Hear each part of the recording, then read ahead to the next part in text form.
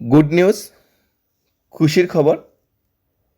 আরেকটি চাকরির final merit list প্রকাশিত হয়েছে।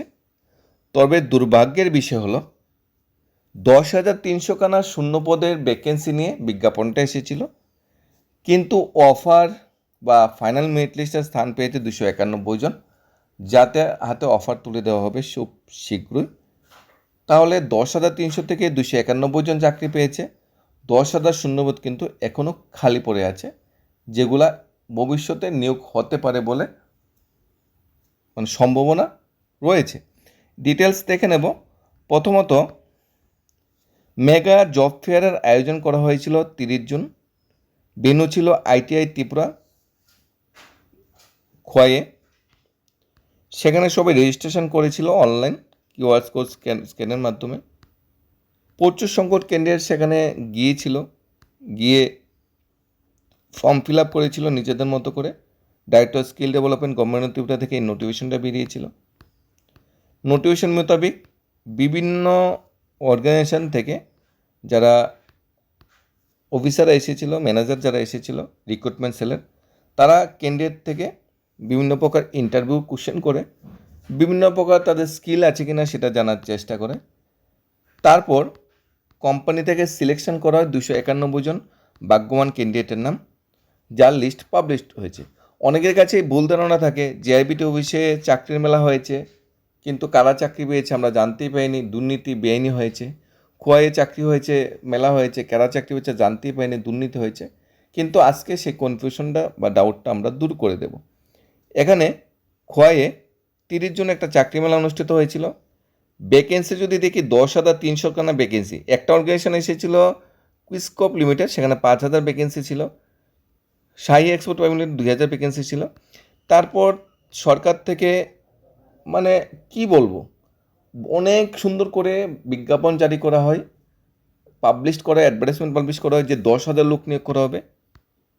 কিন্তু চাকরি মেলাতে যতগুলো শূন্যপদ বেরোয়, এতগুলো শূন্যপদকে আদৌ পূর্ণ হয় সেটা কিন্তু কোশ্চেন থেকেই থাকে। 10,300 শূন্যপদ ছিল, চাকরি পেয়েছে 291 জন।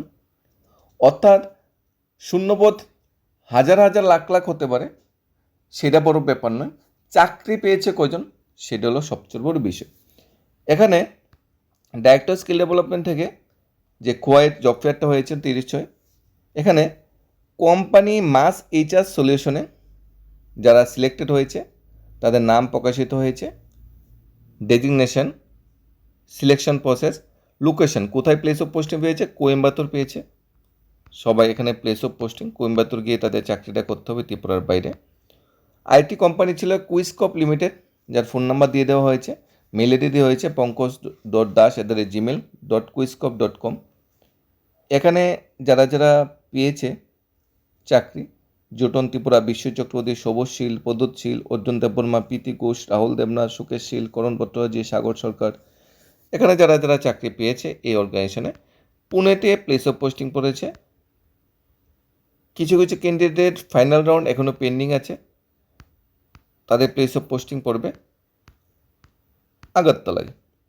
নেক্সট একটা অর্গানাইজেশন ছিল Sabri enterprise, phone number 9900493600।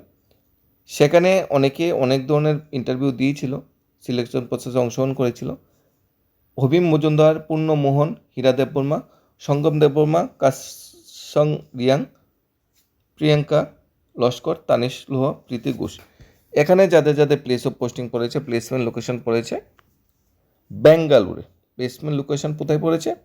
Maximum ক্যান্ডিডেটের বেঙ্গালুরে প্লেসমেন্ট পড়েছে। বেঙ্গালুরুকে চাকরিটা করতে হবে যারা সাবিরি এন্টারপ্রাইজে যারা ইন্টারভিউ দিয়েছিল, সাবিরি এন্টারপ্রাইজের যারা সিলেক্টেড হয়েছে। নেক্সট কোম্পানি ছিল Pran beverage private limited, phone number 8259949053। এই অর্গানাইজেশনে যারা ফর্ম ফিল আপ করেছিল তারা account post, sales and filter post, electrician, online QC, sales, মানে বিভিন্ন ধরনের ভ্যাকেন্সি এসেছিলো প্রাণ প্রেভারেজে। যারা যারা ফর্ম ফিল আপ করেছে তারা ম্যাক্সিমাম সবাই চাকরি পেয়েছে।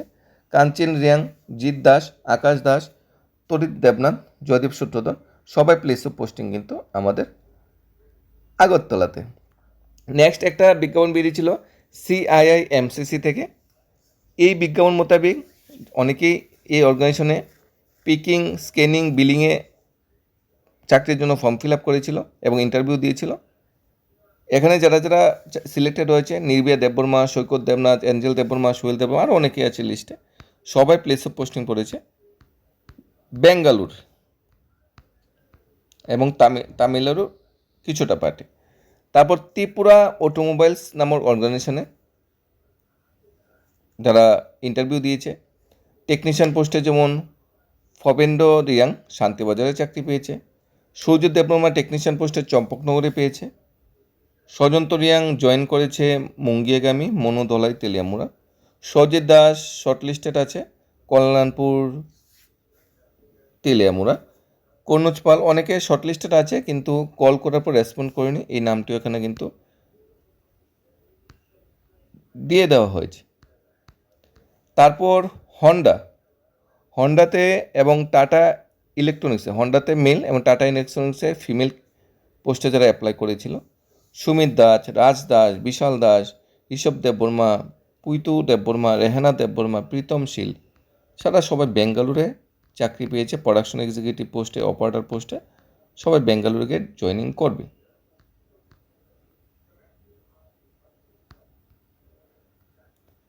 তারপর কোটাক ফাইন্যান্সের আগরতলা ব্রাঞ্চের জন্য অনেকে ফর্ম ফিল আপ করেছিল।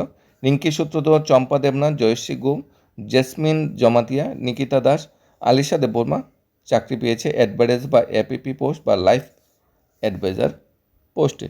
জৈনোদ্যোগ আগরতলার জন্য অনেকে ইন্টারভিউ দিয়েছিল।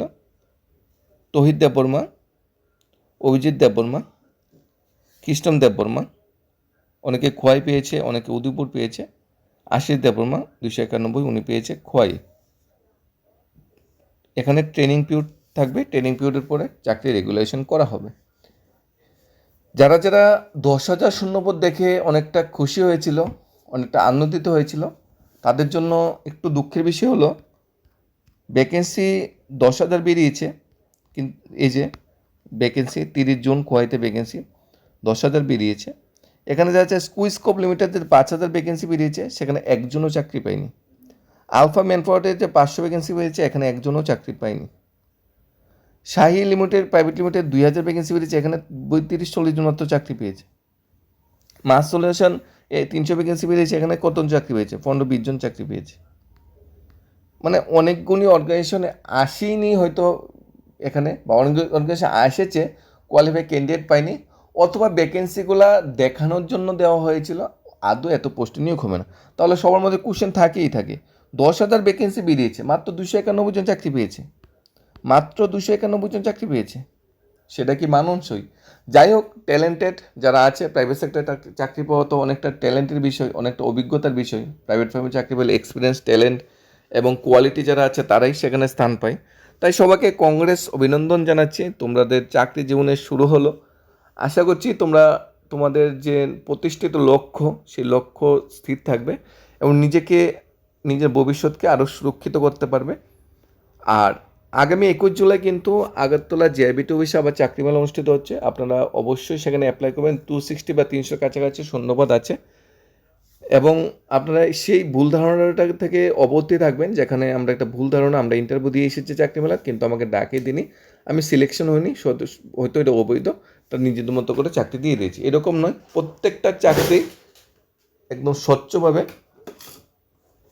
মেরিট লিস্ট প্রকাশ করা হয় এবং ভাগ্যবান ক্যান্ডিডেটের অফার এবং জয়েনিংয়ের ব্যবস্থাপনা করা হয়। তাই আপনারা নিজেদের মতো করে ইন্টারভিউর জন্য প্রস্তুত হতে পারেন। ধন্যবাদ সবাইকে।